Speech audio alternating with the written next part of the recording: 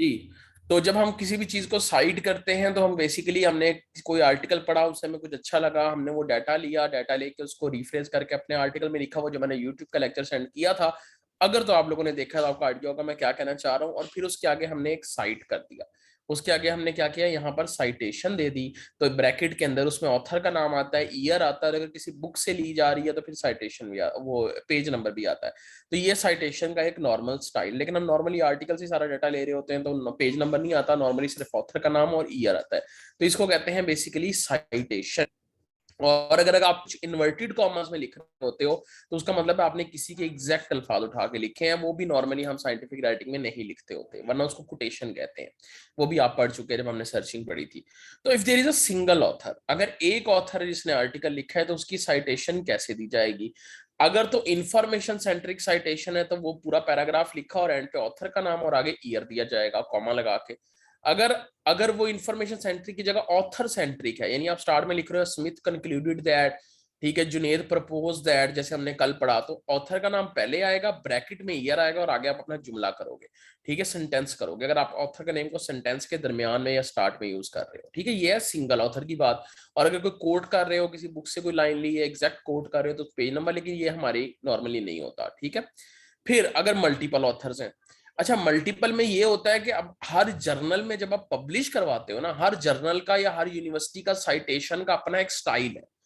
हर university कहती है हमारा एक तरीका है साइट करने का, हर जर्नल कहता है कि हमारा एक तरीका है जिससे हम जो है ना, हमें इस तरह से साइटेशन चाहिए। फॉर एग्जाम्पल हम चाहते हैं कि हम जब आप साइट करो तो सिर्फ एक ऑथर का नाम आए। कुछ जर्नल्स कहते हैं कि नहीं, अगर 6 ऑथर्स तक नाम आ सकते हैं तो भी ठीक है। कुछ जर्नल्स कहते हैं अगर दो तीन के भी आ जाए तब भी ठीक है। तो हर जर्नल का मैं आज जब आपको फॉर्मेटिंग दिखाऊंगा तो हर जर्नल का अपना एक डिफरेंट स्टाइल होता है, हर जर्नल का अपना एक डिफरेंट तरीका होता है, ठीक है, कि आपने कैसे उसको, इंशाल्लाह अगर आप लोग इंटर्नशिप में आते हो तो जब आप लोग लिखोगे पूरा पूरा आर्टिकल तो एंड पे जब आपका एंड हो जाता है, जब आप आर्टिकल सबमिट कराते हो तो फिर मैं आपको सिखाता हूँ उस जिस जर्नल में हम पब्लिश करवाने वाले होते हैं या किसी सुपरवाइजर के जरिए आप पब्लिश कराते हो कि आपने इस तरह से उस आर्टिकल को फॉर्मेट करना है, एंड नोट से जाके बकायदा उस साइटेशन को फॉर्मेट करना है। फॉर एग्जाम्पल एक जर्नल, मैं आपको जर्नल्स की वेबसाइट दिखाऊंगा, वो कहता है कि जी हमारा एक, आप जब साइट करोगे तो सिर्फ एक ऑथर का नाम आए। अच्छा साइटेशन दो तरह से होती है, एक होता है नंबर वाइज साइटेशन, एक होता है नेम वाइज साइटेशन। यानी दरमियान में आप या तो साइटेशन नंबर्स की फॉर्म में दे सकते हो या आप साइटेशन जो है आप नाम की फॉर्म में दे सकते हो। ये भी आपको जर्नल बताता है कि आपने नंबर्ड फॉर्म में साइटेशन देनी है या आपने नेम फॉर्म में साइटेशन देनी है। ये it is also told by the journal. उनकी वेबसाइट पर एक जगह होती है जहां पर लिखा होता है गाइड फॉर ऑथर्स, उस गाइड फॉर ऑथर्स की जगह से हमें ये इंफॉर्मेशन मालूम होती है। अब अगर मल्टीपल ऑथर्स है, लेट सपोज वो कह रहा है कि अगर आपके दो ऑथर हैं आप दोनों का नाम लिख सकते हो, तो हम उसमें ये वाला एंड लगाते हैं, Umar and Raheel comma 2007, same वही वाला मेथड। अगर 3 से 5 ऑथर हैं, बाकी ऑथर के दरमियान कॉमा लग गया और आगे एंड लग गया। लेकिन अगर आप इसको इस तरह ना लिखना चाहो, आप सिर्फ, उसने कहा है कि एक ऑथर ही लिख दो, ठीक है, या बहुत ज्यादा ऑथर है तो आप उसको एक ऑथर का नाम लिखो, बाकी सबका नाम ना लिखो। तो हम क्या करते हैं, एक ऑथर का नाम लिख के आगे एट ऑल लगा देते हैं। अच्छा एट ऑल लिखने के भी डिफरेंट तरीके हैं। एट ऑल के बाद फुल स्टॉप आता है, फिर कॉमा आता है, फिर 2010 आता है, ठीक है, मतलब ईयर आता है। लेकिन ये हर जर्नल का अपना एक तरीका होता है। लेकिन नॉर्मल जो एक्चुअल वे है वो ये है कि आपका जो फर्स्ट ऑथर है उसका लास्ट नेम, अच्छा मैं ये आपको थोड़ी सी चीजें बता दूं, फर्स्ट ऑथर का लास्ट नेम, फिर एट ऑल। एट ऑल का क्या मतलब है कि उमर और उमर के अलावा बाकी सब ऑथर्स। तो एट ऑल का मतलब है कि उमर के अलावा और बहुत सारे ऑथर्स हैं, ये उन सबको सम अप कर लेते हैं अंदर, ठीक है। और फुल स्टॉप यहाँ कॉमा भी आएगा, फुल स्टॉप के बाद यहाँ कॉमा होता है, ठीक है, और उसके बाद फिर 2010। अभी मेरा माउस नहीं काम कर रहा। अच्छा देखो ये तो होगी साइटेशन की बात। जब हम रेफरेंस देते हैं ना, रेफरेंस, अच्छा उसमें ये साइटेशन में तो सिर्फ ऑथर और ईयर आता है, रेफरेंस में क्या आता है? रेफरेंस में आपका आता है ऑथर। अब ऑथर के दो तरह के नेम आते हैं, एक ऑथर का आपका फर्स्ट नेम होता है, ठीक है, कि फर्स्ट नेम कैसे, जैसे मेरा नाम है मोहम्मद जुनेद इकबाल, तो मोहम्मद जुनेद मेरा फर्स्ट नेम है, और जो मेरा लास्ट नेम है जिसको आप सरनेम कह लें, लास्ट नेम कह लें, वो है इकबाल, ठीक है। तो एक होता है आपका फर्स्ट नेम, ठीक है, एक होता है आपका लास्ट नेम। लास्ट नेम मेरा क्या है, इकबाल, मोहम्मद जुनेद क्या फर्स्ट नेम। एक बात हमेशा याद रखें, साइटेशन के अंदर हमेशा लास्ट नेम यूज होता है, हमेशा। और रेफरेंस के अंदर भी लास्ट नेम हमेशा फुल लिखा जाता है। लाइक जुनेद इकबाल जो है ना वो फुल लिखा जाएगा, इकबाल कभी भी जो है वो आई के साथ सिर्फ नहीं लिखा जाएगा कि सिर्फ आई लगा के आगे फुल स्टॉप लगा दिया। इकबाल, अगर साइटेशन में मेरा नाम आ रहा है और मैं फर्स्ट ऑथर हूं तो इकबाल एट ऑल हो जाएगा, ठीक है, इकबाल एट ऑल, ठीक है, फुल स्टॉप, फिर कॉमा, फिर आगे ईयर और ये सारा ब्रैकेट में, ये तो होगी साइटेशन। अगर रेफरेंस है, अगर मैं ये सब कुछ रेफरेंस के अंदर कर रहा हूं तो बेसिकली क्या होगा कि इकबाल पूरा आएगा, एक मैं इसको इरेज कर दूं बाकी को। अगर नीचे रेफरेंस की जो लिस्ट है उसमें नाम लिखने के दो तीन तरीके हैं। इकबाल के साथ जो मेरा फर्स्ट नेम है वो फुल भी आ सकता है कि इकबाल के बाद कॉमा, कॉमा के बाद मोहम्मद जुनेद लिखा हुआ है। नहीं तो इकबाल के बाद मेरे फर्स्ट नेम की एब्रीविएशन आएगी। लास्ट नेम कभी भी एब्रीविएट नहीं होता, फर्स्ट नेम जो है ना वो एब्रीविएट हो जाता है। कैसे हो जाएगा, एमजे, एमजे का मतलब मोहम्मद जुनेद। फिर इसको लिखने के भी डिफरेंट तरीके हैं कि एमजे के कुछ साइटेशन के, अच्छा देखो साइट करने का डिफरेंट स्टाइल्स हैं। जैसे एपी एक स्टाइल है, हार्वर्ड एक स्टाइल है, वैंकूवर एक स्टाइल है, नंबर्ड एक स्टाइल है। मैं आपको भी सारे दिखाता हूँ ये जाके, ठीक है। तो इसमें बेसिकली क्या होता है, हर स्टाइल में डिफरेंट है। किसी में क्या होगा, फर्स्ट नेम जो है ना वो पहले लिखा जाएगा, लास्ट नेम बाद में। किसी में लास्ट नेम पहला लिखा जाएगा, रेफरेंस लिस्ट की बात कर रहा हूँ, और फर्स्ट नेम बाद में। किसी में फर्स्ट नेम के इन दोनों के दरमियान बाद फुल स्टॉप आएगा, ठीक है, किसी में दोनों के दरमियान फुल स्टॉप नहीं आएगा, ठीक है। तो ये डिफरेंट तरीके हैं जिस तरह से फर्स्ट नेम लिखा जाता है। किसी में ये बिल्कुल साथ जुड़ के लिखे होंगे, किसी में इन दोनों के दरमियान भी स्पेस मौजूद होगी। तो डिफरेंट स्टाइल्स होते हैं रेफरेंस के, उसकी उन स्टाइल्स की बेस पे उनको डिफरेंशिएट किया जाता है। किसी को एपीएस स्टाइल कह दिया गया है, किसी को वैंकूवर स्टाइल कह दिया गया है, किसी को हार्वर्ड स्टाइल कह दिया गया है। आपको नजर नहीं आ रहा था जब मैं राइट कर रहा था? मुझे तो लग रहा था नजर आ रहा है। चलो मैं आपको वैसे दिखा देता हूँ, ठीक है। कुछ भी इस तरह का उनको डिफरेंट नाम दिए जाते हैं, ठीक है जी। मैं राइट तो कर रहा था, मुझे लगा शायद आप लोगों को शो हो रहा है। चले मैं आगे चलता हूँ, ठीक है। मैं जरा आपको ना प्रैक्टिकली दिखा देता हूँ ताकि आपको वहां से समझ आ जाए। मैं स्क्रीन रीशेयर कर लेता हूँ कि अगर आपको नहीं भी शो हो रहा था, ठीक है, ओके। चले अच्छा, यहाँ किसी ने क्वेश्चन किया कवर लेटर। हम कवर लेटर इस कोर्स में नहीं पढ़ेंगे, मैंने बताया मैं उसके लिए स्पेशल फ्री सेशंस अरेंज किए हैं। इवन वो आपके सारे कोलीग्स वगैरह जितने लोग भी लेना चाहें ले सकते हैं, ठीक है। वो हमारा फेसबुक का जो ग्रुप है, मैंने उसका लिंक भी आई गेस शेयर किया हुआ है आपके ग्रुप में, अगर नहीं किया तो मैं आज कर दूंगा। उसके अंदर मैंने रिसर्च प्रपोजल पढ़ाऊंगा, मोटिवेशन लेटर कैसे लिखते हैं वो सारा कुछ पढ़ाऊंगा। अगर आप जर्नल के कवर लेटर की बात करें तो मुझे बता दें, वो मैं आपको दिखा देता हूँ, ठीक है। आई थिंक मैंने दिखाया भी था शायद। खैर अच्छा, हम ऐसे ये एक मैंने रैंडमली कीवर्ड लिख दिया कोलोरेक्टल कैंसर, ठीक है। और ये आप देख सकते हो, ठीक है। मेरी आईडी पे नहीं होगा, हमारा ग्रुप है, आप फेसबुक पे सर्च करें science and research by multiomics, science and research by multiomics share करें, मैं आपको लिंक भी भेज दूंगा, ठीक है।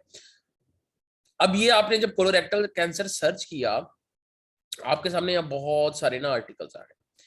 अब लेट्स सपोज जब आप एंड नोट इंस्टॉल कर लेते हो, आपको यहाँ पे एंड नोट नजर नहीं आ रहा होता, उसके लिए आपने क्या करना है, ये तीन डंडियों पे जाना है, इस पे क्लिक करना है, यहाँ नीचे सेटिंग का ऑप्शन है, आपने इस पे क्लिक करना है। ऑप्शन पहले यहाँ ऑप्शंस पे गए, फिर सेटिंग्स पे गए। जब सेटिंग्स पे आओगे तो सबसे लास्ट में ना यहाँ ये ऐसे बिब टेक्स लिखा होगा, BIBTEX। आपने इसको क्लिक करके यहाँ से एंड नोट सेलेक्ट करना है कि आपका बिब्लियोग्राफिक मैनेजर कौन सा एंड नोट, और फिर आपने करना है सेव। जब आप ऐसे करोगे तो ऑटोमेटिकली आपका यहाँ पर एंड नोट दिखा रहा होगा। अब देखो साइटेशन पहले कैसे दी जाती थी। Let me make a document. अब लेट सपोज ये एक डॉक्यूमेंट है, यहाँ मैं रैंडमली कुछ भी लिख देता हूँ, ये मैंने ना कुछ डाटा लिखा। पहले साइटेशन की कैसे दी जाती थी कि पहले नॉर्मली यहाँ गूगल, जैसे गूगल स्कॉलर है, या उससे भी पहले तो बल्कि बाय हैंड देते थे, शायद डॉक्टर गुलेफरा ने भी बताया था। वरना जब नेट आ गया उसके बाद क्या, ये साइट का ऑप्शन होता था यार, हम इस साइट के ऑप्शन पे क्लिक करते थे, 4 से 5 फेमस स्टाइल्स यहाँ पे लिखे होते थे। अब देखो इन स्टाइल्स के अंदर डिफरेंस क्या है। MLA स्टाइल है, ठीक है, यहाँ पर ये फर्स्ट जो लास्ट नेम पूरा लिखा है, फर्स्ट नेम का भी एक पार्ट पूरा है। मतलब जैसे मोहम्मद जुनैद इकबाल में, जैसे अगर मोहम्मद जुनैद इकबाल है तो मोहम्मद पूरा है, जे को फुल स्टॉप कर दिया है और इकबाल पूरा लिखा है। ये इस तरह से लिखा जाता है स्टाइल, ठीक है। पहले जब मैनुअली लोग लिखते थे, इवन अभी भी कंटेंट राइटर्स जब मैनुअली काम करते हैं, उन्होंने ये रटा होता है पूरा, ठीक है, कि कैसे कौन से स्टाइल में कैसे लिखना है, ठीक है। उसके बाद क्या है, फिर आपका एटॉल लगा दिया, मतलब आपने एक ऑथर का नाम लिख के अपना जो है ना वो एटॉल लगा दिया। एटॉल लगाने के बाकी ऑथर्स के लिए फिर आपने क्या किया, इन्वर्टेड कॉमा से स्टार्ट किया, आर्टिकल का टाइटल लिखा, फुल स्टॉप लगाया। ये एक एक चीज इंपॉर्टेंट है कि inverted commas, full stop, comma, ये बड़ी इंपॉर्टेंट चीजें हैं, ठीक है। कि इसका भी ये इनके एक चीज के बदलने से पूरी साइटेशन बदल जाती है, ठीक है। इन्वर्टेड कॉमास खत्म हुए, जो जर्नल था उसका पूरा नाम लिखा गया, फिर उसके बाद उस जर्नल का वॉल्यूम, ये 59 इसका वॉल्यूम है, पॉइंट डाल के आगे इशू नंबर लिखा गया, 6 इसका इशू नंबर है, किस ईयर में पब्लिश हुआ था वो लिखा गया, फिर कॉलन लगा, फिर आगे पेज नंबर आ गया। ये एमएलए स्टाइल है। जब आप एपीए स्टाइल में आते हो तो ऑथर का लास्ट नेम पूरा लिखा जाता है, और मोस्टली 80% ऑफ केसेस में एपीए स्टाइल यूज होता है। ये बात याद रखें, 80% ऑफ जर्नल जो है ना वो एपीए को यूज करते हैं, या एपीए को ही थोड़ा सा मॉडिफाई कर लेते हैं। मॉडिफाई कैसे, कि वो ईयर को बोल्ड कर देंगे, कैंसर का नाम इटैलिक में कर देंगे, या कैंसर का नाम, सॉरी कैंसर कह रहा हूँ, जर्नल का नाम बोल्ड कर देंगे, वॉल्यूम को बोल्ड कर देंगे, टाइटल को बोल्ड कर देंगे इनकी, या इटैलिक कर देंगे, हल्की फुल्की एपीए की मॉडिफिकेशंस कर देते हैं बहुत सारे जर्नल, बल्कि मेजोरिटी जर्नल जो है ना वो यही करते हैं, ठीक है। अच्छा, फिर अब देख लें, यहाँ नहीं लगाते फुल स्टॉप के साथ कॉमा, वो मैं जब आपको साइटेशन बता रहा था वहां पे लगाएंगे, ठीक है, ब्रैकेट के अंदर। और वो भी हर जर्नल नहीं लगा, हर स्टाइल में नहीं लगता, किसी किसी स्टाइल में लगता है, एपीए में लगता है। अब ये देखें, ये यहाँ पर क्या लिखा है, लास्ट नेम। अच्छा, अब आपको ये याद करने की जरूरत नहीं है, ये सर मैं आपको समझाने के लिए बता रहा हूँ, क्योंकि आप सॉफ्टवेयर आ गया, आपको कुछ भी नहीं याद करना, आपके लिए बहुत इजी होगी साइटेशन देना। मैं आपको दिखा देता हूँ कैसे। ये पुराने वक्त की बात बता रहा हूँ कि अगर 2004, 5, 6 में आप बैठे होते तो आपको साइटेशन कैसे देनी पड़ती। कैसे 6-7 स्टाइल आपके सामने आ गए, हर स्टाइल अब डिफरेंट है। इसमें लास्ट नेम पहले है, फर्स्ट नेम्स के सिर्फ इनिशियल मौजूद है, बाकी भी 2-3 ऑथर्स के नाम लिखे हैं, ठीक है। 4 ऑथर्स ने चारों के यहाँ नाम लिखे, 6 तक एपीए में नाम लिखे जाते हैं। फिर आप ब्रैकेट में आपने ईयर लिख दिया। अब इसमें ईयर देखो कहाँ लेट आया था, इसमें ईयर पहले लिखा जाता है, और उसके इर्द गिर्द भी ब्रैकेट है। कई जर्नल में ईयर के इर्द गिर्द ब्रैकेट नहीं होती, जैसे ये देखो, ये हार्वर्ड स्टाइल में ब्रैकेट नहीं है, वैंकूवर स्टाइल में ब्रैकेट नहीं है, तो ये बहुत छोटी छोटी चीजें मैटर करती हैं। तो ठीक है, बाकी ये वॉल्यूम, इशू, ये सारा कुछ मोस्टली एपीए स्टाइल यूज होता है। अब लेट्स सपोज हमने अगर एपीए स्टाइल ही जर्नल ने कहा कि यूज करना है, तो हमने इस पर क्लिक किया, हमने इस पर क्लिक करके क्या किया, कॉपी। अब ये बता रहा हूँ पुराना तरीका, मैनुअल साइटेशन का तरीका क्या था, कॉपी कर लिया। अब क्योंकि ये तो फुल रेफरेंस है, तो फुल रेफरेंस कहाँ आता है, जो रेफरेंस की लिस्ट होती है ना उसमें आता है। ये रेफरेंस की लिस्ट है नीचे, हमने यहाँ लाके कर दिया पेस्ट। अच्छा, जब आप नंबर वाइज साइटेशन देते हो ना, कि अगर आपने यहाँ पर फॉर एग्जांपल ये नंबर वाइज साइटेशन देनी थी, यहाँ पे 1, यहाँ पे आपने लिखा 1, और ये नंबर वाइज साइटेशन थी, तो यहाँ पर भी आप 1 लिख दोगे, और फिर साइटेशन तरतीब से डालते जाओगे कि सेकंड साइटेशन 1 के नीचे आएगी। लेकिन जब आप एपीए स्टाइल में साइटेशन देते हो तो उसको कैसे करना है, एपीए के लिए आपने क्या किया, एपीए के लिए आपने, मैं इसको जरा बड़ा कर लूं थोड़ा सा साइज में ताकि आपको नजर आ जाए। एपीए के लिए आपने क्या करोगे, एपीए के लिए आपने क्या करना है, सबसे पहले लास्ट नेम लिखना है। अब आपको पता है लास्ट नेम क्या है, यहाँ सेंटर। फिर आपने क्या करना है, एट ऑल लगाना है, फिर आपने फुल स्टॉप लगा के कॉमा लगाना है, और आगे ईयर कौन सा है, 2009। ये है मैनुअल साइटेशन का तरीका, जो ऐसे मैनुअली किया जाता था, ठीक है। या इवन कई दफा ये भी नीचे वाली डिटेल भी वहां अगर मेंशन नहीं होती थी कि कौन सा स्टाइल है, तो जो राइटर्स होते थे उनको रट्टा होता था, या वो नेट पे जाके देखते थे कि अच्छा हमने किस तरह से ऑथर का नाम लिखना है, फिर ईयर लिखना है, फिर फला, फिर वो आज जर्नल आर्टिकल खोलते थे और उसकी खुद साइटेशन बनाया करते थे।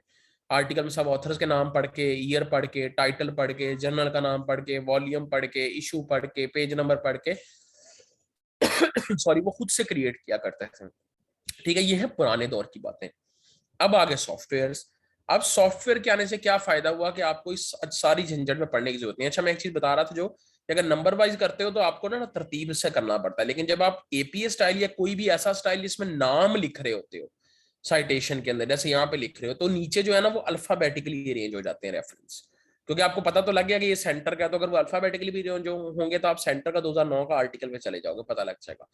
अब क्या हुआ, जैसे ये दुनिया अपडेट होनी स्टार्ट हुई, तो अब रेफरेंस का स्टाइल हो गया चेंज। अब समझ लो, ये मैंने पहले एक सेंटेंस लिखा था। अच्छा, एक और बात, लोग क्या करते हैं, सेंटेंस जहां पर, अब समझ लो यहाँ पर ना सेंटेंस एंड हो रहा है कि मैं कहता हूँ ये वाइटल पार्ट पे आकर ना एंड हो गया सेंटेंस, तो लोग क्या करते हैं, यहाँ फुल स्टॉप लगाते हैं, फिर साइटेशन देते हैं, फिर फुल स्टॉप लगाते हैं। नहीं, जहां आपका सेंटेंस एंड हुआ है वहां पर आपने स्पेस देनी है। स्पेस देने के बाद अब आपने देनी है एंड नोट से साइटेशन। कैसे, अब आप चले गए अपने गूगल क्रोम के ऊपर, मैं आपसे आज एंड नोट शेयर भी कर दूंगा, ठीक है। अब आप चले गए अपने गूगल क्रोम पे, आपने सिंपल इस इंपोर्ट इनटू एंड नोड पे कर दिया क्लिक। जैसे ही आपने इस इंपोर्ट इनटू एंड नोड पर क्लिक किया, एक फाइल डाउनलोड हो जाएगी, और वो फाइल डाउनलोड होके ना नीचे यहाँ पर आ जाएगी, जो आपको नजर आ रही है। ठीक है, ये स्कॉलर 2 के नाम से आपको यहाँ पे नजर आ रही है। ये फाइल डाउनलोड हुई और ये फाइल डाउनलोड यहाँ आ गई, आपने इस पे कर दिया क्लिक। ठीक है, और इसी क्लिक के साथ मैंने आपके ग्रुप्स में एंड नोट जो है ना वो भी शेयर कर दिया है। ठीक है, तो आपने इस पे कर दिया क्लिक, जैसे ही क्लिक करोगे ना आपका ये एंड नोट ओपन होने लग जाएगा।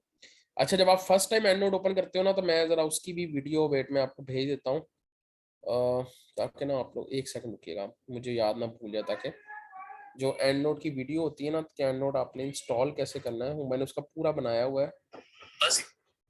हाँ, ये पड़ी हुई है। ठीक है, तो वो मैं आपको भेज रहा हूँ ताकि आप लोग जो है ना वो प्रॉपरली एंड नोट ये लें। ठीक है, एंड नोट डाउनलोड करने से लेके और कैसे डाउनलोड करना है, उसको कैसे क्रैक करना है, मैंने उसकी पूरी वीडियो भी आपको भेज दी है, ताकि आपको उसमें भी जो है ना वो इशू ना आए। अब आपने जैसे ही उस पर क्लिक किया ना स्कॉलर 2 पे, तो यहाँ पर आपकी साइटेशन वो सेंटर वाली शो हो रही है। यहाँ जरा साइड पे देखें।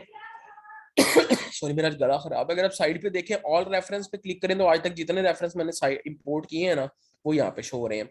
ठीक है, इंपोर्टेड रेफरेंस पे क्या मुराद है, जो अभी लेटेस्ट मैंने इंपोर्ट किया वो यहाँ पे शो हो रहा है। जब आप पहली दफा एंड नोट चलाओगे तो वो आपको नॉर्मली कहता है अपनी लाइब्रेरी बनाने का। तो जब आप एंड नोट इंस्टॉल कर लोगे, क्रैक कर लोगे, सारा तरीका उसमें दिया, एग्जैक्ट उसको एक एक स्टेप देख के करना है। ठीक है, जब आप वो कर लोगे ना, तो फाइल पे जाना, न्यू पे जाना, और न्यू पे जाके जब क्लिक करोगे ना, तो वो ऐसे डॉक्यूमेंट में कहेगा ये लाइब्रेरी नाम से सेव कर लो, तो आप सेव कर लेना। तो पहले एंड नोट की लाइब्रेरी ये क्रिएट करनी पड़ती है। ठीक है, जैसे आपने घर में कहीं सामान रखना है, तो पहले सामान रखने के लिए एक बॉक्स लाना पड़ता है। तो समझ लीजिए बॉक्स है उसका एंड नोट का। तो यहाँ पे सेव कर दोगे तो लाइब्रेरी बन जाएगी, फिर आप इंपोर्ट कर सकोगे। ठीक है, जब आप पहली दफा डाउनलोड करते हो, ये शायद वीडियो में नहीं था, मैंने कहा बता दूं। तो आपने ये साइटेशन डाउनलोड कर ली। अब इसके दो तीन तरीके हैं। या तो ये देखो, ये आपका ये एरो लगा हुआ, आप इस पे क्लिक करो तो वर्ड पे चला जाएगा, लेकिन कई दफा दो तीन वर्ड फाइल्स खुली होती है तो वो गलत जगह साइट हो जाता है, तो हम इसको यूज नहीं करते। या तो आप राइट क्लिक करके कॉपी कर लो, या कंट्रोल सी दबा के कॉपी कर लो। कंट्रोल सी दबा के कॉपी करोगे तब भी कॉपी हो जाएगा। जब कॉपी हो गया ना, तो ये नीचे अब आपने रेफरेंस लिस्ट में नहीं पेस्ट करना, आपने इस जगह आके पेस्ट करना है जहां आपका सेंटेंस खत्म हुआ, स्पेस दी और वहां लाके पेस्ट कर दिया। अब आप पेस्ट करोगे तो ये एक अजीबो गरीब शक्ल के अंदर आपको शो हो रहा होगा। अब इसकी अजीबो गरीब शक्ल खत्म करने के लिए क्या करना है आपने, यहाँ ऊपर एंड नोट आपका, मैंने दो एंड नोट दिए हुए आपको वहां पे। एक एंड नोट 20 है और एक एंड नोट जो है ना वो वहां पर X9 है। तो जिनके जरा पुराने लैपटॉप्स हैं वो X9 वर्जन कर ले, जिनके रिसेंट या अच्छे लैपटॉप्स हैं, लेटेस्ट लैपटॉप्स हैं, वो 20 वाला कर ले, कोई फर्क नहीं है, दोनों में एक ही तरह के हैं। अब आपने ये कर लिया एंड नोट डाउनलोड। ठीक है, अब आपने क्या करना है, यहाँ से स्टाइल चेंज करना है। अब पहली बात, जब आप एंड नोट यहाँ से कर लोगे, यहाँ टैब पे भी शो होने लग जाएगा, तब शो होगा जब वर्ड आपके पास पहले से इंस्टॉल है और आप एंड नोट बाद में इंस्टॉल करोगे। अगर आपने एंड नोट पहले इंस्टॉल किया और वर्ड बाद में इंस्टॉल कर रहे हो, पहले मौजूद नहीं था, तो एंड नोट यहाँ नहीं शो होगा। पहले आपके पास माइक्रोसॉफ्ट वर्ड इंस्टॉल होना चाहिए, उसके बाद आप एंड नोट डाउनलोड करो, जैसे मैंने सारा प्रोसेस बताया है वैसे करो। ठीक है, और उसके बाद ये ऐसे आ जाएगा। सेव कहाँ करना है, सेव कहीं भी कर सकते हैं। अच्छा, फिर एपीएस, अब आपने यहाँ पे जब कर लिया एंड नोट, तो यहाँ पे कुछ सेटिंग्स करनी है। ये इंस्टेंट फॉर्मेटिंग को आपने कर देना ऑन। उससे क्या होगा कि जब भी आप पेस्ट करोगे वो ऑटोमेटिकली इसको जो है ना साइटेशन के स्टाइल में कन्वर्ट कर देगा। वरना आपको हर दफा ये अपडेट पे क्लिक करना पड़ेगा। अगर नहीं भी कई दफा कन्वर्ट होता तो अपडेट पे क्लिक करो, तो वो जो अजीबो गरीब शक्ल थी देखो, अब उसने इसको एपीएस स्टाइल में कर दिया। अब जब आपने ये इंस्टेंट फॉर्मेटिंग ऑन किया, आपने सिर्फ देखो रेफरेंस पेस्ट किया। मैं आपको दोबारा दिखाता हूँ। ठीक है, ये देखो, आपने रेफरेंस किया कंट्रोल वी से पेस्ट। जैसे ही पेस्ट किया, उसने ऊपर भी साइड कर दिया और नीचे भी साइड कर दिया। ये होता है इसका फायदा, कि आपकी ऊपर और नीचे दोनों जगह साइटेशंस करता है, और आपको क्या कर देखना नहीं पड़ता कि वो गलत ना लिख दिया हो, कहीं कॉमा ना छोड़ दिया हो, कहीं फुल स्टॉप ना छोड़ दिया हो। वो हर चीज को एक्यूरेटली पेस्ट कर देता है। फिर क्या फायदा है, एक तो चलो ये फायदा हो गया, लेकिन इससे हमें इतना क्या फायदा, ये तो हम चलो थोड़ा सा उसमें थोड़ा ज्यादा खपना पड़ रहा था, इसमें थोड़ा सा कम खपना पड़ रहा है। नहीं, उसमें क्या मसला था कि अगर आपने 100 रेफरेंसेस दिए हुए एक आर्टिकल के अंदर, और खुदा ना खास्ता आपको जर्नल ने क्या दिया और आपने दे दी एपीएस स्टाइल में, जर्नल ने आपका आर्टिकल कर दिया रिजेक्ट। आप किसी और जर्नल में भेजते हो, वो कहता है हमें नंबर्ड स्टाइल में करके दो रेफरेंस। अब आप 100 के 100 को दोबारा डिलीट करोगे, रेफरेंसेस को दोबारा नंबर स्टाइल में करोगे, एक एक रेफरेंस को दोबारा डाउनलोड करोगे, दोबारा एडिट करोगे, दोबारा ऊपर नंबरिंग डालोगे, नीचे उनकी तरतीब चेंज करते फिरोगे, कितना लंबा काम है, कितना आपको हेक्टिक होगा, कितना आप लोग जो है ना वो फंस जाओगे। तो उससे इजी यहाँ पर क्या हुआ कि आपने सिर्फ यहाँ पे क्लिक किया, ये स्टाइल लिखा हुआ है, आपने एपीएस 6 की जगह कर दिया शिकागो पे क्लिक, वो ऑटोमेटिकली शिकागो स्टाइल में कन्वर्ट हो गया। आपने यहाँ पे क्लिक कर दिया, वैंकूवर पे क्लिक, वो ऑटोमेटिकली वैंकूवर स्टाइल पे कन्वर्ट हो गया। आपने कर दिया नंबर्ड पे क्लिक, वो ऑटोमेटिकली नंबर्ड स्टाइल में कन्वर्ट हो गए। आपने कर दिया यहाँ टुराबियन पे क्लिक, वो टुराबियन स्टाइल में कन्वर्ट हो गए। आप यहाँ सेलेक्ट अनदर स्टाइल पे क्लिक करो, एक लाइन लग जाएगी स्टाइल्स की, ये ले, ये लाइन लगी हुई है, जर्नल्स के नाम लिखे हुए हैं, और ये ले, ये जर्नल्स के नाम लिखे हैं, और नाम के साथ जो है ना उसने ये दी हुई है, ठीक है, कि ये देखें कि आपने कौन से स्टाइल में कन्वर्ट करना है। तो एक लाइन लगी हुई है स्टाइल्स की, जिस भी स्टाइल में करना है उस पर आप करें क्लिक, और उस पर आप क्लिक करके, ओहो ये बंद ही हो गया, उस पर आप क्लिक करें और क्लिक करके वो स्टाइल यहाँ पर अप्लाई कर सकते हैं। तो इसका ये फायदा है कि सिर्फ एक क्लिक से आपकी पूरी की पूरी चेंज हो जाती है। यहाँ आप शायद ना समझे क्योंकि ये एक रेफरेंस है, मैं आपको इसका फायदा दिखाता हूँ।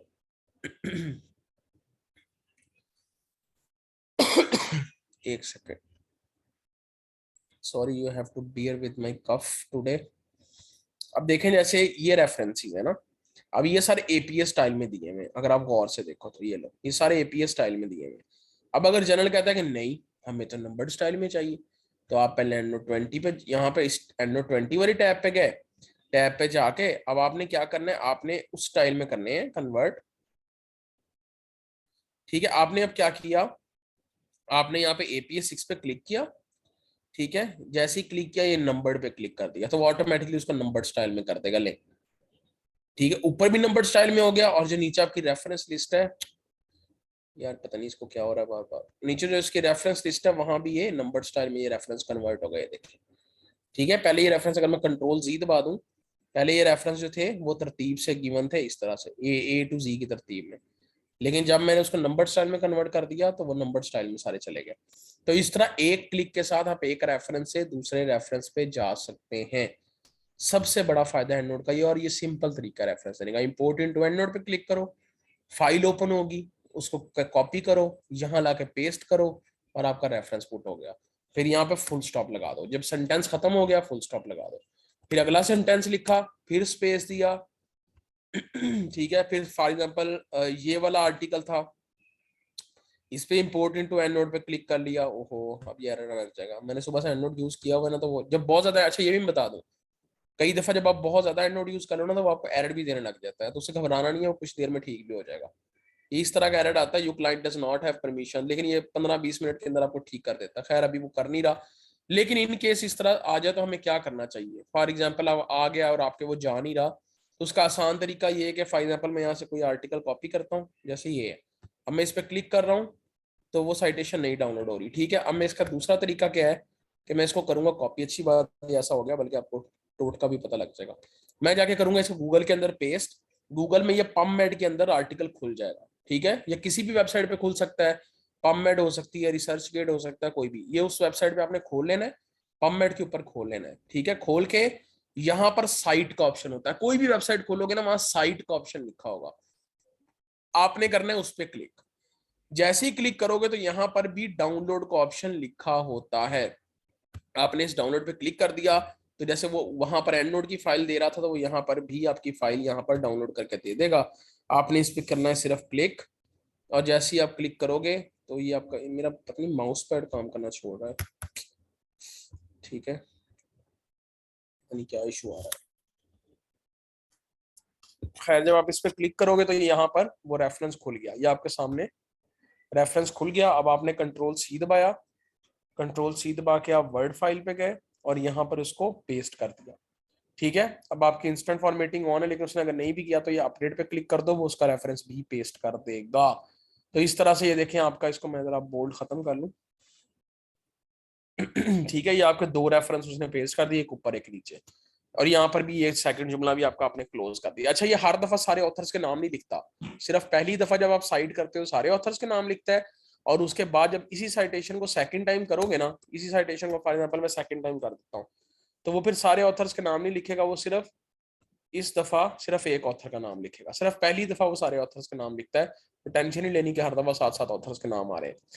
लेट्स सपोज आपने एक लाइन जो है ना वो दो आर्टिकल्स को देख के उनको मर्ज करके लिखी है, या एक लाइन ऐसी लिखी है जो दोनों आर्टिकल्स में मौजूद है, तो रेफरेंस कैसे देना है, ठीक है, कि जो दोनों, फिर आपने दोनों रेफरेंस इकट्ठे देने और उनके दरमियान ना स्पेस खत्म कर देनी है। जैसे ये दो रेफरेंस है ना, ये पहला दिया दूसरा दिया, उनके दरमियान की स्पेस खत्म कर दी और अपडेट पे क्लिक कर दिया। जैसे ही क्लिक करोगे तो वो दोनों रेफरेंस आपस में मर्ज हो जाएंगे। अभी ये देखें, ये दोनों रेफरेंस मर्ज हो गए हैं, दरमियान में इनके ये सेमी कॉलन लग गया है। ठीक है, तो ये भी एक तरीका होता है रेफरेंसेस को मर्ज करने का। आपको जो मैंने अपना आर्टिकल दिखाया था शायद 3-4 दिन पहले, कि जैसे मैंने वो एक ही ब्रैकेट में 15-20 रेफरेंसेस थे, तो वो सारे रेफरेंस आपने साथ साथ डालते जाने और उनके दरमियान स्पेस खत्म करती जानी है, तो वो इस तरह से हो जाएगा। फॉर एग्जाम्पल अगर मैं इसको नंबर्ड फॉर्म में अब कन्वर्ट करूं, तो ये देखें, ये दो दो एक ही के अंदर ये दो रेफरेंस आ गए ब्रैकेट के अंदर। ठीक है, तो ये इस तरह से देना है। ठीक है, क्लियर हो गया है रेफरेंस का? मुझे बता दें जल्दी से, मैं आपको क्वेश्चंस देख लेता हूँ।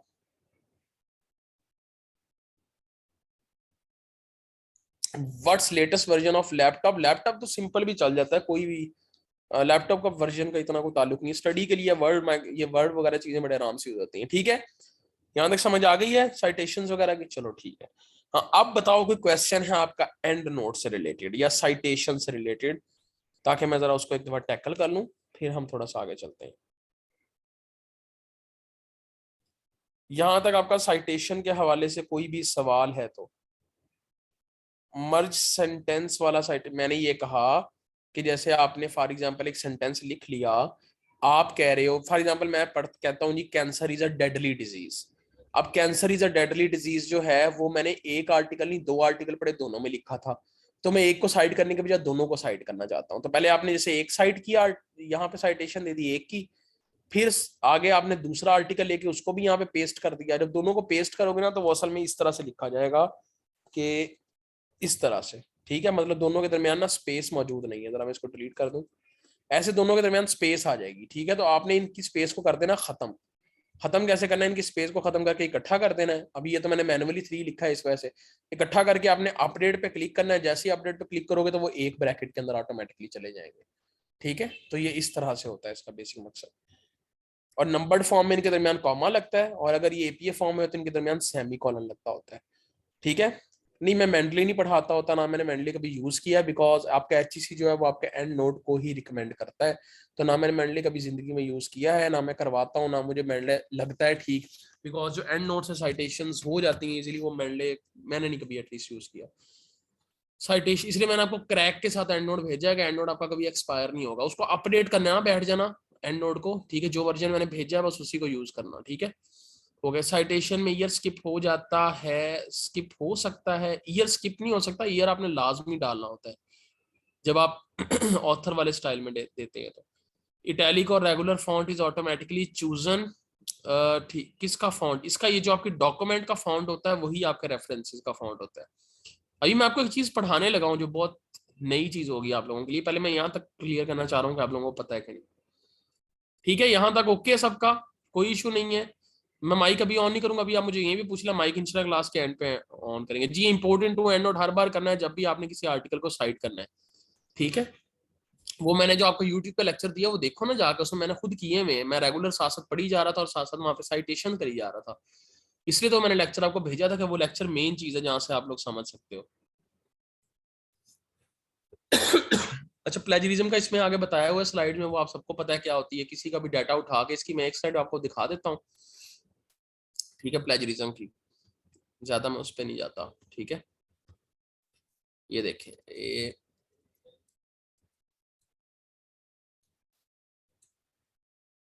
हम्म कि अगर तो आप कुछ जो चीज लिख रहे हो वो आपका अपना आइडिया, आपने खुद लिखी है, मतलब आपने खुद उसको एक्सपेरिमेंटली प्रूव किया है।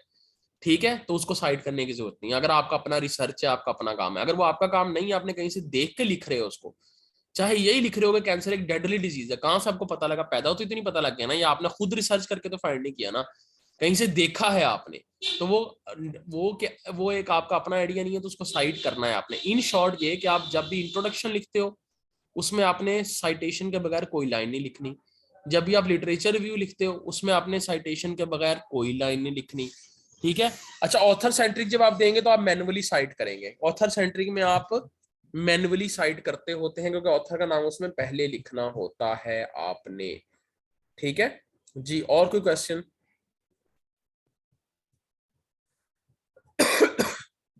जी सॉरी। ठीक है, ओके, कुछ नहीं है, फिर मैं आगे चलूं।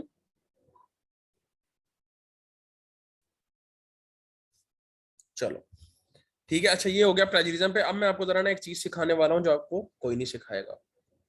असल चीज तो अब आने वाली है। मैं इसको यहाँ पे ऑफ कर दूं। मैं जान के रेफरेंस दोबारा दे रहा हूँ ताकि एंड नोट जो है ना वो ओपन हो जाए।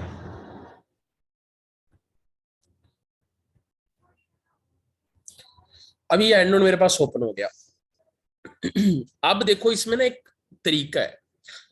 आपने फॉर एग्जांपल कोई जर्नल खोला। अब उससे मेरे जर्नल्स ही नहीं खुल रहे थे, पता नहीं क्या मसला था। आज खोल के देखते हैं।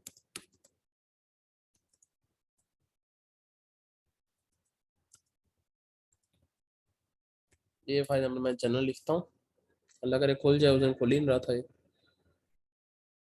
या कोई भी जर्नल खोल लेते हैं, आई थिंक सो खुल जाएगा आज। खुल गया।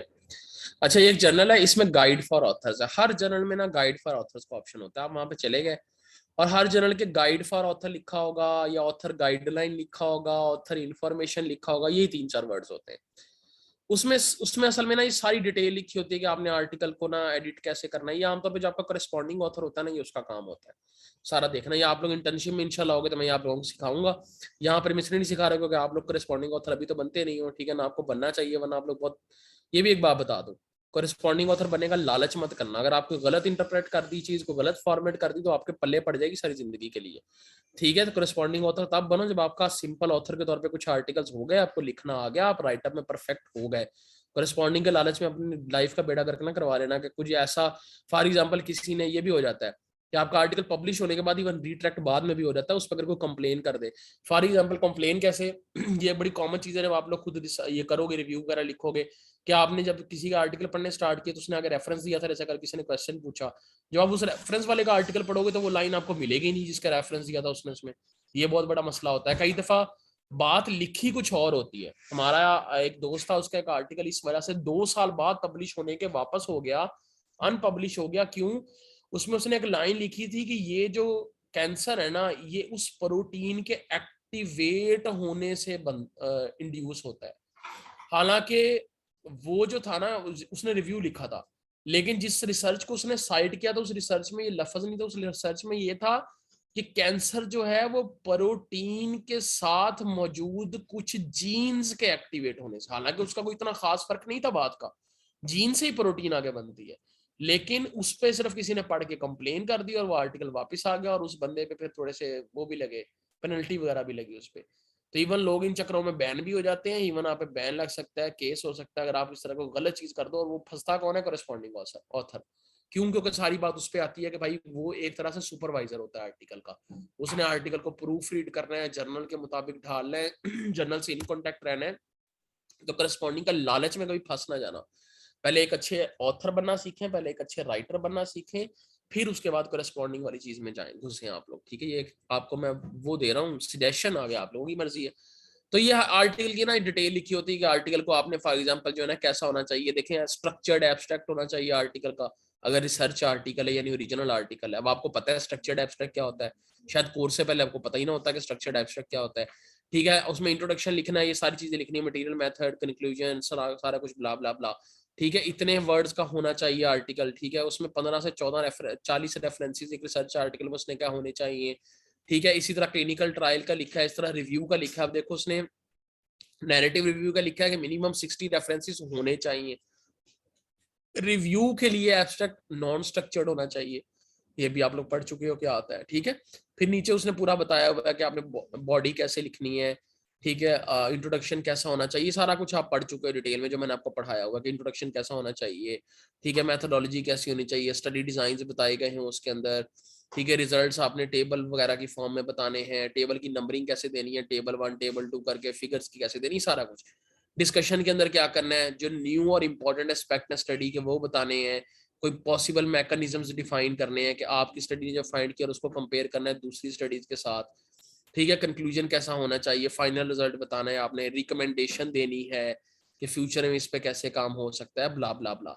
यहीं पर एक सेक्शन होता है रेफरेंस का। यहां उसने बताया होता है कि रेफरेंस आपने किस स्टाइल के अंदर देना है।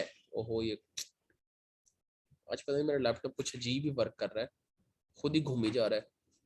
अच्छा उसने ये देखो, अब यहाँ पर इसने बताया हुआ है कि आपने रेफरेंस कैसे देना है। उसने कहा जी सबसे पहले आपका, तो ये हमें पता है फुल नेम हमेशा किसका होता है, लास्ट ऑथर का। तो ये उसने यहाँ पर ये फुल नेम किसके लिखे हैं, लास्ट ऑथर के। तो वो बता रहा है कि सबसे पहले जो है ना आपका लास्ट ऑथर का नाम आता है। फिर उसने बताया है कि उसके बाद आपका जो फर्स्ट ऑथर है उनके नाम आएंगे, लेकिन इनिशियल आएंगे, और उसके दरमियान ना कोई फुल स्टॉप है ना कोई स्पेस है। ठीक है, हमें पता लग गया कि पहले लास्ट ऑथर है, फिर आपका फर्स्ट ऑथर है लेकिन without full stop and without space. Sorry. फिर उसके बाद 6 ऑथर्स तक आपने लिखना है। ये देखा कुछ और ही हो रहा है आज मेरे लैपटॉप इधर, मुझे लग रहा है मेरे लैपटॉप को आज कुछ और ही चलाई जा रहा है, अजीब। हाँ अब हो गया ऊपर। ठीक है, इसने कहा ये देखो सिर्फ आपने फर्स्ट 6 ऑथर्स लिखने हैं। ठीक है, इसलिए उसने क्या किया, 6 ऑथर्स के बाद उसने एटॉल लगा दिया कि अगर 6 से ज्यादा ऑथर्स हैं तो उनके लिए एटॉल लगा देना है। एटॉल के बाद फुल स्टॉप आना है, उसके बाद, वाह माशाल्लाह, उसके बाद टाइटल आना है, टाइटल के बाद जर्नल का नाम आना है, जर्नल के नाम के बाद फिर फुल स्टॉप है, जर्नल का नाम इटैलिक के अंदर दिया हुआ है। फिर जो है ना ये आपका ईयर आना है, ईयर भी सिंपल है, बोल्ड वगैरह नहीं किया हुआ, वरना बोल्ड भी होता है यहाँ पे। ईयर के बाद सेमी कॉलन है, फिर आपका वॉल्यूम है, फिर आपका इशू है, वॉल्यूम और इशू के दरमियान स्पेस नहीं है, फिर कॉलन है, फिर आपका ये पेज नंबर है, और फिर आपका डीओआई लिंक है। डीओआई लिंक मैं आपको बता चुका हूँ क्या होता है। इस तरह से आपने देना रेफरेंस।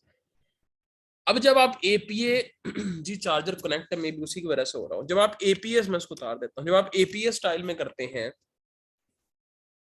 जब आप एपीएस स्टाइल के अंदर बेसिकली कर रहे होते हैं, तो होता क्या है कि ये इस तरह से नहीं आता, और ना ये अभी कोई एग्जैक्ट स्टाइल मौजूद है, क्योंकि ये एक वाई कैटेगरी का जर्नल है। अच्छा अगर जर्नल है ना डब्ल्यू कैटेगरी का, तो आपने नेट पे जाके लिखना है and note styles. Sorry, and note style में ये आउटपुट स्टाइल आ जाता है, आपने इस पर क्लिक करना है। सबसे पहले आपने एंड नोट स्टाइल लिख दिया गूगल पे, ये आउटपुट स्टाइल आया, आपने इस पर क्लिक किया। जैसे ही क्लिक किया तो यहाँ पर ये डाउनलोड ऑल स्टाइल्स का ऑप्शन है, नहीं तो इन्होंने 7348 जो टोटल डब्ल्यू कैटेगरी के और एक्स कैटेगरी की जर्नल्स हैं वो यहाँ पर मौजूद है। आप देखो चार्जर डिस्कनेक्ट करने से भी कुछ नहीं हो रहा।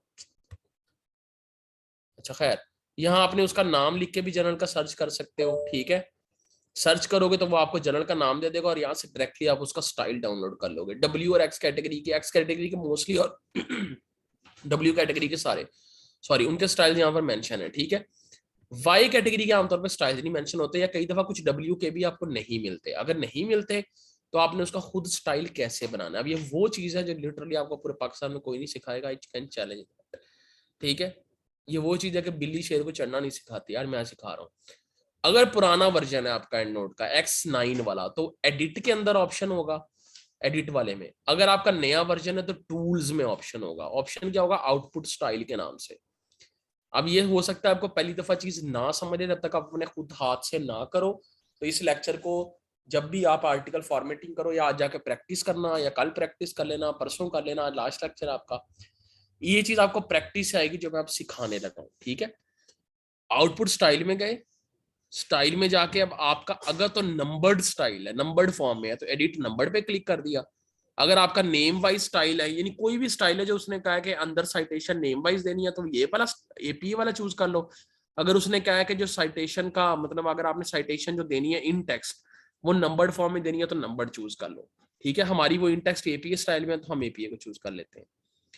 अब ये आपके पास एक नई विंडो खुल गई, आपने इनमें से कुछ नहीं देखना, जो जो चीजें मैं बता रहा हूँ सिर्फ आपने वो देखनी है। एक इसमें आपने चले जाना है ये जर्नल नेम्स पे। कई जर्नल्स नेम को एब्रीविएट करना मांगते हैं, तो आपने एब्रीविएट पे क्लिक कर देना है।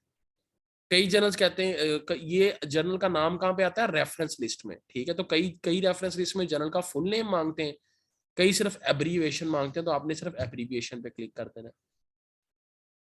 ठीक है, ये आपने इस पूरे एरिया में ना, ये ऊपर का सेक्शन है, सिर्फ यही चीज चेंज करनी है। अब ये नीचे उसने 4 हेडिंग्स बनाई हैं, एक साइटेशन की, एक बिब्लियोग्राफी की, एक फुट नोट्स की, एक फिगर्स और टेबल की। आपने ना तो फिगर और टेबल की हेडिंग को छेड़ना है, ठीक है, ना आपने फुट नोट्स की हेडिंग को छेड़ना है। ठीक है, जैसे मेरा माउस ऑटोमेटिकली आज छिड़ी जा रहा है, पता नहीं क्या मसला। ठीक है, फिर आपने ये दो, अब ये दो रह गई हेडिंग, एक साइटेशन और बिब्लियोग्राफी। बिब्लियोग्राफी से मतलब है जो नीचे रेफरेंस की लिस्ट मौजूद होती है, और साइटेशन से मतलब है आपकी इन टेक्स्ट साइटेशन। ठीक है, अब इन टेक्स्ट साइटेशन वाले खाने में आपने किन चीजों को देखना है, टेम्पलेट को देखना है, कैसे देखना है टेम्पलेट में, अगर तो साइटेशन के गिर्द उन्होंने स्क्वायर ब्रैकेट्स लगाई हैं तो आपने यहां पर आकर स्क्वायर ब्रैकेट्स कर दी, ये ले, ठीक है, ये स्क्वायर ब्रैकेट्स कर दी। अगर उन्होंने जर्नल में क्या गोल ब्रैकेट्स होनी चाहिए तो गोल कर दी, ठीक है। तो ये इस तरह की चीजें यहां से जो है ना आप चेंज कर सकते हो। जिस तरह से आप चेंज करोगे वैसा ही आपकी साइटेशन के साथ हो जाएगा, इसमें और आप कुछ नहीं चेंज करते नॉर्मली, ठीक है। इसकी ऐसी रहने देते हो। फिर एम्बिगुअस साइटेशन, इसको इसमें आपने ये वाली चीज हमेशा टिक करनी है, याद रखना कि फॉर एग्जांपल एक ऑथर के एक ही साल में ना मतलब एक जुनेद हूं मैं, जुनेद हूं, मेरे एक साल में 3 आर्टिकल्स आए हुए, ठीक है। अब आपने मेरे तीनों आर्टिकल्स को साइड कर दिया तो डिफरेंशिएट कैसे होगा, उनके साथ ए और बी लग जाएगा, 2000 ए 2000 बी, मतलब ये 2000 के अंदर जुनेद का आने वाला ए पहला आर्टिकल है, उसके साथ ए लग जाएगा, जो दूसरा उसके साथ बी लग जाएगा। तो इस ऑप्शन को आपने लाजमी टिक करना है, बाकी आपने किसी ऑप्शन को नहीं छेड़ना, ये हमेशा आपका टिक होना चाहिए, ठीक है। फिर ऑथर लिस्ट, अब इन टेक्स्ट साइटेशन में क्या हम सब ऑथर्स के नाम लिखेंगे कि नहीं, अगर सब के लिखेंगे तो लिस्ट ऑल ऑथर पे आपने क्लिक कर देना। अगर आप कहते हो कि सब ऑथर्स का नाम साइटेशन में है, लेकिन नॉर्मली मोस्टली ये कहा जाता है कि सिर्फ एक ऑथर का है, तो आप ये नीचे वाले ऑप्शन पे क्लिक करोगे। अब इस पे क्या है कि इफ 3 और मोर ऑथर्स, कि अगर 3 या उससे ज्यादा ऑथर हैं तो सिर्फ पहले को साइट करो, 2 होंगे तो दोनों साइट हो जाएंगे, एक होगा तो वो एक साइट हो जाएगा। अगर 3 या 3 से ज्यादा है तो एक को साइट कर दो, यानी एक का नाम लिख दो और बाकियों और एटाल लगा दो। और एटॉल भी इटैलिक में लगाना है तो इटैलिक पे क्लिक कर दो। एटॉल इटैलिक का मतलब क्या, टेढ़ा हो जाएगा एटॉल थोड़ा सा, ठीक है। अगर नहीं लगाना है इटैलिक में तो इटैलिक को ऑफ कर दो, ये भी जर्नल्स की रिक्वायरमेंट होती है, ठीक है। अभी आप कितनी बड़ी बड़ी चीजें चेंज कर रहे हो यहाँ से, ठीक है। कि अगर आप यहाँ कर दो 6, कि अगर 6 या 6 से ज्यादा ऑथर है, अगर 6 अगर 7 कर दो, बल्कि कि अगर 6 ऑथर्स है यहाँ पे तो 6 का 6 का नाम है, जैसे एपीएस स्टाइल में होता है। लेकिन अगर 7 या उससे ज्यादा ऑथर हो जाए तो सिर्फ पहले का नाम लगा के एटॉल लगा दो। तो ये आपने यहाँ से सेटिंग चेंज करनी होती है, ठीक है। अगर आपने सिर्फ चाहते हो एक के नाम के साथ आए तो आप यहाँ 2 कर दोगे। अगर 2 या 2 से ज्यादा ऑथर हो तो सिर्फ पहले ऑथर का नाम लगा, पहले ऑथर के साथ आना चाहिए, पहले ऑथर का नाम आना चाहिए, बाकी सबसे ज्यादा एटॉल आए। कि अगर 2 ऑथर भी हैं तो एक का नाम लिख के एटॉल लगा दो। तो ये आपने अब जर्नल के हिसाब से देखना है कि वो जर्नल क्या डिमांड कर रहा है। फिर आप चले जाओ ऑथर नेम पे। साइटेशन में सबसे इंपॉर्टेंट होता है ऑथर का नाम, ठीक है। ये इसमें आपका लास्ट नेम सिलेक्ट होना चाहिए, यहाँ से लास्ट नेम, और आपने यहाँ पर कोई चीज नहीं चेंज करनी, सिर्फ ये लास्ट नेम पे क्लिक कर देना है। क्या क्योंकि हमें पता है सिर्फ लास्ट नेम ही हम साइटेशन में यूज करते हैं, बाकी इस पूरे सेक्शन में कुछ चेंज नहीं होने वाला। यहां तक समझ आइए इसकी, बताओ। रिकॉर्डिंग आपके पास होपफुली जुलाई अगस्त तक रहेगी, ठीक है, मैं उसको एक्सटेंड कर दूंगा। यहाँ तक समझ आ गई, जल्दी से बताओ कि साइटेशन में ये चीजें चेंज करनी है ना है तो आप रिकॉर्डिंग देख लेना, उसके नोट्स बना लेना साथ साथ। ये जब असल में आप खुद करोगे ना, आपको उससे पहले चीजें नहीं समझ आएंगी, ये वो चीजें जब आप अपने हाथ से करते हो तो समझ आते हो। फिर है बिब्लियोग्राफी। बिब्लियोग्राफी क्या है, वो जो रेफरेंस की लिस्ट है उसमें अब आपने कौन सी चीजें चेंज करनी है। फील्ड सब्स्टिट्यूशन को आपने नहीं छेड़ना, लेआउट को आपने नहीं छेड़ना, सॉर्ट ऑर्डर को आपने नहीं छेड़ना, कैटेगरीज को आपने नहीं छेड़ना, editor list, editor name, title capital किसी को नहीं छेड़ना। यहां पर सिर्फ 2 चीजें हैं जो आप छेड़ोगे, एक है ऑथर लिस्ट, एक है ऑथर नेम, ठीक है। एडिटर लिस्ट भी वही चीज है, एडिटर नेम भी वही चीज है। मतलब एडिटर होता है बुक का और ऑथर होता है आर्टिकल का। तो मैं आपको एक समझा देता हूँ, ये बाकी दोनों जो है ना वो आप खुद एडिट कर लोगे।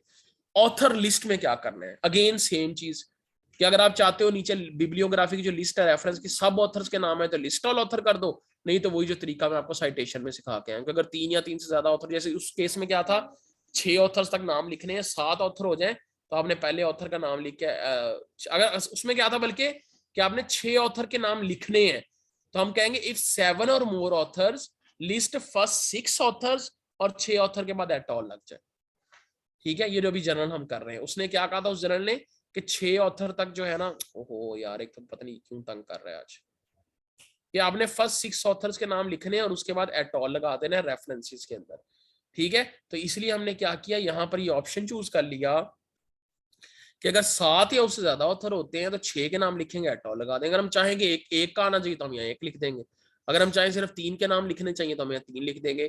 तो ये सिर्फ हमारी चॉइस है कि हम इसको जैसे करेंगे वो वैसे हो जाएगा, और ये चीज आपको प्रैक्टिस से ही आएगी। फिर है ऑथर नेम। अब ऑथर एडिटर लिस्ट भी सेम इसी तरह से चेंज हो जाएगी, ठीक है। ऑथर नेम में क्या है, अब गौर से सुनना है। मैंने आपको अभी लास्ट नेम फर्स्ट नेम का कॉन्सेप्ट बताया, अब इन्होंने यहाँ जो एग्जाम्पल लिखी है उसमें ऑथर का नाम है जेन स्मिथ। अगर आप चाहते हो फर्स्ट नेम पहले आए, कुछ जर्नल में क्या होता है फर्स्ट नेम पहले लिखते हैं, लास्ट नेम पहले बाद में लिखते हैं, तो आपने ये पहला ऑप्शन चूज कर लेना है और इनके दरमियान कॉमा नहीं है। अगर आप चाहते हो लास्ट नेम पहले आए और फर्स्ट नेम बाद में और उसके और लास्ट नेम के बाद कॉमा हो, तो स्मिथ कॉमा जेन आपने ये चूज कर लेना है। अगर आप चाहते हो कि नहीं लास्ट नेम पहले आए फर्स्ट नेम बाद में लेकिन दरमियान में कॉमा भी ना हो, तो ये तीसरा ऑप्शन चूज कर लेना है। एक बात और याद रखनी है, जर्नल्स के अंदर मोस्टली तो यही होता है कि जिस तरह से फर्स्ट ऑथर लिखा जा रहा है उसी तरह से बाकी ऑथर्स लिखे जा रहे हैं। लेकिन कुछ जर्नल्स में ऐसा होता है कि पहले ऑथर की फॉर्मेटिंग नाम की और तरह की होती है, बाकियों की और तरह की होती है। मतलब पहले ऑथर में फर्स्ट नेम पहले है, लास्ट नेम बाद में, बाकी सब ऑथर्स में लास्ट नेम पहले है, फर्स्ट नेम बाद में। या फिर पहले ऑथर में लास्ट नेम पहले है, फर्स्ट नेम बाद में, बाकी सब ऑथर्स में फर्स्ट नेम पहले लिखा हुआ है, लास्ट नेम बाद में लिखा हुआ है। तो इस वजह से इन्होंने यहाँ पर ये दो ऑप्शन दिए हैं कि पहले ऑथर की सेटिंग कैसे करनी है, बाकियों की कैसे करनी है। नॉर्मली कई दफा सेम भी होता है। तो हम फॉर एग्जांपल कहते हैं कि भाई लास्ट नेम जो है भाई वो पहले आए और कॉमा लगे और फर्स्ट नेम बाद में आए। बाकी ऑथर्स की वो कह रहा है कैसे करनी है, फर्स्ट नेम पहले लास्ट नेम बाद में, लास्ट नेम पहले कॉमा के साथ, फर्स्ट नेम बाद में, लास्ट पहले फर्स्ट बाद में लेकिन विदाउट कॉमा। तो ये आप पहला ऑथर बाकी ऑथर्स जिस तरह से उसने कही है, जैसे अगर हम अपना ये वाला खोलें, इसके अंदर उसने सेम बताई है कि पहले ऑथर का भी लास्ट नेम पहले है फर्स्ट नेम बाद में, बाकी ऑथर्स का भी लास्ट नेम पहले है फर्स्ट नेम बाद में। तो इसके लिए यही सेटिंग सही रहेगी। ठीक है, लास्ट पहले फर्स्ट बाद में। और क्या कॉमा लगाया हुआ है दरमियान में? इनके दरमियान कॉमा नहीं लगा हुआ, लास्ट नेम के बाद कॉमा नहीं लगा हुआ। तो आप कौन सा ऑप्शन चूज करेंगे? तीसरा ऑप्शन चूज करेंगे जिसमें लास्ट नेम के बाद कॉमा नहीं लगा हुआ, इस तरह से। फिर वो पूछ रहा है फर्स्ट नेम को किस तरह से लिखना है। क्या फर्स्ट नेम पूरा लिखना चाह रहे हैं आप, या फर्स्ट नेम लिखना ही नहीं चाह रहे तो last name only pay click कर दो, या फर्स्ट नेम के इनिशियल लिखने हैं। इनिशियल कैसे लिखने हैं? पहले नाम के इनिशियल जैसे मोहम्मद जुनेद में M dot space J dot, या सिर्फ M dot J dot space नहीं आएगी, या एम स्पेस जे डॉट नहीं आएगा, या एम जे इकट्ठा लिख देना, ना स्पेस आएगा ना डॉट आएगा। अब ये जो एग्जांपल थी हमारी, इसमें फर्स्ट नेम के दरमियान ना स्पेस है ना डॉट है और ये दोनों इनके इनिशियल्स इकट्ठे लिखे हुए हैं। ठीक है, तो इसलिए हम इसमें ये वाला ऑप्शन चूज कर देंगे, लास्ट वाला, जिसमें वो दोनों इनिशियल्स ए बी इकट्ठे लिखे हुए। तो ये यहाँ से आप इस तरह से ऑथर लिस्ट और ऑथर ये जो नेम है इसको चेंज करते हो। जहां तक बताओ समझ आ गई है? फिर एक और थोड़ी सी एक मजे की चीज बताता हूँ। यहां तक समझ आ गई है?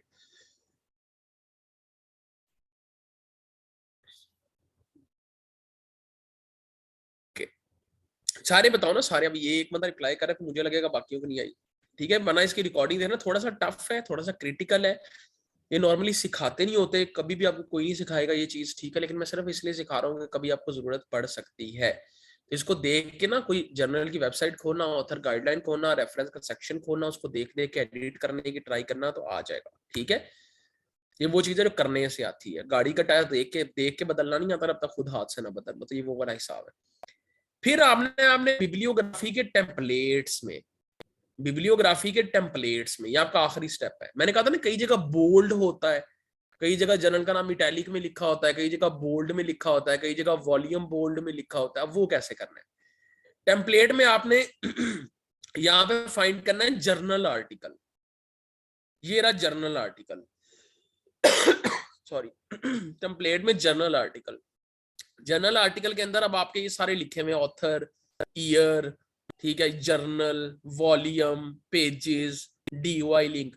अब अगर ईयर के इर्द गिर्द ब्रैकेट आप कहते हो ना हो, तो ब्रैकेट को डिलीट कर दो। ये ले, अब देखो उसने ब्रैकेट लिखी है, लगाई है कि नहीं लगाई? ईयर के इर्द गिर्द। अब यहाँ पे ईयर के इर्द गिर्द ब्रैकेट नहीं लगी हुई, तो आपने क्या किया? ब्रैकेट को डिलीट कर दिया। फिर जर्नल, यहाँ ये लिखा हुआ है जर्नल। ठीक है, इस जर्नल को पूरे को सिलेक्ट करो, पूरे को सिलेक्ट करना है, पूरे को सिलेक्ट करो। ये इटैलिक में है, आप कहते हो इटैलिक के साथ बोल्ड भी हो तो बोल्ड पे क्लिक कर दो, बोल्ड हो गया। ये ले, ठीक है। या इटैलिक ना हो, बोल्ड भी ना हो, तो इन दोनों को रिमूव कर दो, इटैलिक को भी रिमूव कर दो, बोल्ड को भी रिमूव कर दो। वो सिंपल हो गया। तो जिस तरह भी आप करना चाहते हो। अब ये वॉल्यूम इटैलिक में दिया है, आप कहते हैं वॉल्यूम इटैलिक में ना हो, वॉल्यूम बोल्ड हो, तो इसको बोल्ड कर दो। ठीक है, वो बोल्ड हो गया। आप कहते हैं बोल्ड भी ना हो, वो अनबोल्ड कर दो। इटैलिक हो तो इटैलिक कर दो, इटैलिक ना हो तो इटैलिक हटा दो। इश्यूज के इर्द गिर्द ब्रैकेट ना हो, जैसे वेबसाइट पे नहीं है तो ब्रैकेट हटा दो, ब्रैकेट हो तो ब्रैकेट लगा दो। इशू को बोल्ड करना है तो बोल्ड कर दो। अच्छा, इशू वॉल्यूम के बाद जो कॉलम दिया हो तो कॉलम लगा दो। सेमीकोलन दिया तो सेमीकोलन लगा दो, ठीक है, ये चीजें चेंज कर सकते हो। फिर ईयर इस जगह नहीं आना चाहिए ईयर इस जगह नहीं आना चाहिए ऑथर के बाद। आप कहते हो ईयर जो है ना वो जर्नल के नाम के बाद है, तो लो जर्नल के नाम के बाद यहाँ पे ईयर लगा दो, ये लो। ईयर के बाद कॉलन है, ईयर के बाद कॉलन लगा दो। तो ये इस तरह की छोटी छोटी एडिटिंग, ईयर के इर्द गिर्द ब्रैकेट है, ईयर के इर्द गिर्द ब्रैकेट लगा दो, ये लो। सो दैट्स हाउ जो है ना आप ये छोटी मोटी एडिटिंग्स इस तरह से यहाँ पर करते हो। जब आपने ये सारी एडिटिंग्स कर ली, आपने अपने हिसाब तक इसको कर दिया। सेव करने के लिए क्या करना है, आप इसको करोगे क्रॉस। जैसे क्रॉस करोगे वो पूछेगा क्या आप सेव करना चाहते हो, आप कहोगे यस। अब इसको अब नया नाम दे दोगे, मैं इसको नाम दे देता हूँ बैच 16 का, और मैंने इसको कर दिया सेव। अब ये एक नया स्टाइल बन गया। स्टाइल गया कहाँ है, आप जाओगे अपने माइक्रोसॉफ्ट वर्ड में आप यहाँ सेलेक्ट अनदर स्टाइल पे क्लिक करोगे। जब क्लिक करोगे ना यहाँ पे आप अपने बैच 16 ढूंढना है बी से, ठीक है। यहाँ पे हम बी पे जाते हैं, ये बी आ गया, ये पड़ा है बैच 16, ठीक है, ये रहा। और आपने इसको कर दिया ओके, जिस नाम से सेव किया था। लो, जिस तरह से आपने एडिटिंग की थी वो यहाँ पे आ गया, ठीक है। आपने कहा था ईयर बाद में आ जाए, देखो उसने ईयर उठा के बाद में रख दिया, ठीक है। आपने कहा था 6 ऑथर्स के बाद एटॉल आ जाए, उसने 6 ऑथर के बाद, ये तो 6 से कम ही है इसलिए एटॉल लगाया, ठीक है। आपने जैसे जैसे फर्स्ट, ये देखो फर्स्ट ऑथर के सिर्फ नाम जो है इनिशियल है उनके, तो मैं ना को फुल स्टॉप है ना कुछ और है, वो आ गया, ठीक है। जनरल का नाम आपने इटैलिक में रखा है, वो इटैलिक में आ गया। तो जिस जिस तरह हमने जो वॉल्यूम के बाद कॉमा लगाया कॉमा, तो जिस जिस तरह से आपने सेटिंग की थी उसने उस तरह से यहाँ पर इम्प्लीमेंट कर दिया, ठीक है। आप यहाँ फॉर एग्जाम्पल उसी को दोबारा एडिट करो, आउटपुट स्टाइल एडिट बैच 16, ठीक है। अब मैं यहाँ पे जाके फॉर एग्जाम्पल टेम्पलेट पे गया, मैं थोड़ी सी और यहाँ पे एक पंगा लेके देखता हूँ। मैं कहता हूँ जी ये जनरल आर्टिकल में ना, मैं कहता हूँ कि आपका जो है ना ईयर ये बोल्ड हो जाए, ये ईयर है ये बोल्ड हो जाए। मैं कहता हूँ आपका जो जर्नल है ना वो इटैलिक की जगह बोल्ड हो जाए, इटैलिक खत्म हो जाए और वो जो है ना वो बोल्ड हो जाए। मैं कहता हूँ आपका ये जो पेज नंबर है जी ये भी बोल्ड है, मिसाल दे रहा हूँ, ठीक है। मैंने ये किया, अगेन इसको क्रॉस किया, वो पूछ रहा है सेव करनी है, मैं कह रहा हूँ यस।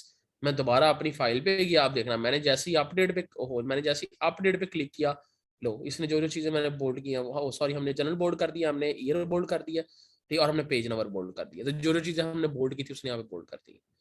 सो इस तरह से जर्नल ने पूरा फॉर्मेट आपको दिया होता है, आपने एक एक चीज को देख के वन बाय वन, पहले ऑथर्स देखो कैसे उसने किए हैं, ठीक है, और फिर उसने देखो कि जर्नल को कैसे लिखने का कहा है, ठीक है। जैसे वेबसाइट है ना, उसने इस तरह से आपको एग्जाम्पल लिख कर बताई होती है कि ऑथर ऐसे होने चाहिए, इतने के बाद एट ऑल लगना चाहिए, ये जर्नल, ये टाइटल जो है सिंपल लिखा, उसके इर्द गिर्द कोई इन्वर्टेड कॉमास नहीं है, ठीक है। फिर आपका आगे जर्नल लिखा हुआ है उसने ठीक है, ये आपका जर्नल का नाम आ गया, हमने जर्नल को एब्रीवेटेड फॉर्म में लिखा था वो आ गया। जब कुछ जर्नल नहीं भी होते एब्रीवेटेड फॉर्म में क्योंकि वो पीछे से एब्रीवेशन में नहीं आए होते, तो उसकी फिक्र नहीं करनी, ठीक है। ये देखो वरना ये एब्रीवेटेड उसने कर दिया सॉरी फिर उसने आगे उसने ईयर लिखा, अब हमने तो अपने हिसाब से आगे ईयर वगैरह पेस्ट कर दिया था ना। फिर उसने ईयर कैसे लिखा है, ठीक है, जनरल के बाद ईयर लिखा है, जनरल से पहले ईयर लिखा है, फिर उसके बाद सेमी कॉलन है क्या है, ब्रैकेट है क्या है, इस तरह एक एक चीज को देख के फिर आपने उसकी मैनुअल एडिटिंग करनी होती है। इसको कहते हैं असल मैनुअल एडिटिंग ऑफ जर्नल, ठीक है। इंडेक्स साइटेशन नहीं होता, इन टेक्स्ट साइटेशन है, इसको कहते हैं इन टेक्स्ट साइटेशन, के टेक्स्ट के दरमियान में जो आप साइटेशन देते हो, ठीक है जी। मोस्टली जर्नल्स का आपको मिल जाता है आउटपुट स्टाइल से जाके, या मोस्टली ने सिर्फ यही कहा होता है कि एपीएस स्टाइल में हो, हार्वर्ड में हो, वैंकूवर में हो। लेकिन अगर जर्नल आपको खुद से अपना एक स्टाइल दे दे तो ये मैं वो सिखाया है कि आप अपने खुद सा जो, अगर उसने कोई खुद से स्टाइल दिया हुआ है तो आप उसको कैसे एडिट कर सकते हो, ठीक है। यहां तक समझ आ गई? जल्दी से ऐसा कर दो वरना इस पार्ट को आप रिकॉर्डिंग में देख लेना, ठीक है। It's not index, it is in text, INTEXT text, हाँ इन टेक्स्ट के, टेक्स्ट के अंदर दी हुई साइटेशन। लिटरली मेरे ना लैपटॉप को कुछ हुआ पड़ा है, मुझे समझ नहीं आ रही। इन टेक्स्ट साइटेशन कहलाती है, ठीक है। चलो अब हम चलते हैं अपनी आखिरी स्लाइड की जानिब हमारे कोर्स की। I don't know you are happy और सैड ठीक है, फॉर दैट रीस्टार्ट अभी नहीं करना ना, फिर आपकी क्लास बंद हो जाएगी। ओके चले, अच्छा खुश हैं, जान छूट गई कोर्स से।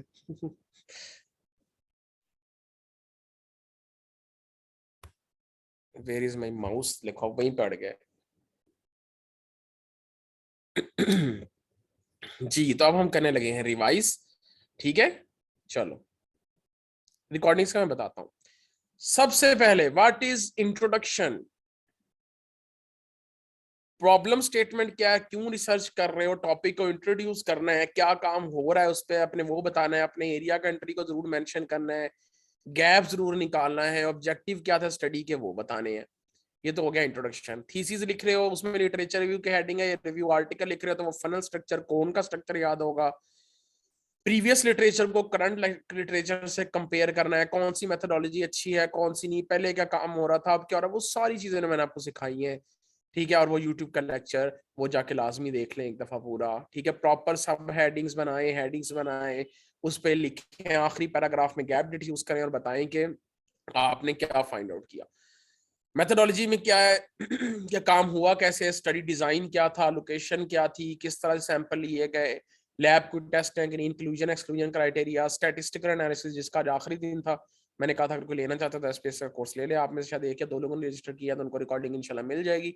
ठीक है, तो स्टैट बड़ा इंपॉर्टेंट पार्ट होता है उसका। ठीक है, कि स्टैटिस्टिक क्या लगाया, एनालिसिस क्या लगाया, किसी और का प्रोटोकॉल ले रहे हो तो वो साइड करना है, आपने को मशीन यूज किया, इंस्ट्रूमेंट यूज किया वो बताना है, रिजल्ट्स, आपके रिजल्ट्स क्या आए, वाइटल रिजल्ट्स को मैंने यहाँ रेड किया हुआ है कि एग्जैक्ट आपके मेन रिजल्ट्स क्या थे, एक्चुअल जो फाइनल रिजल्ट्स है वो उसमें से वाइटल इंपॉर्टेंट रिजल्ट्स कौन से थे।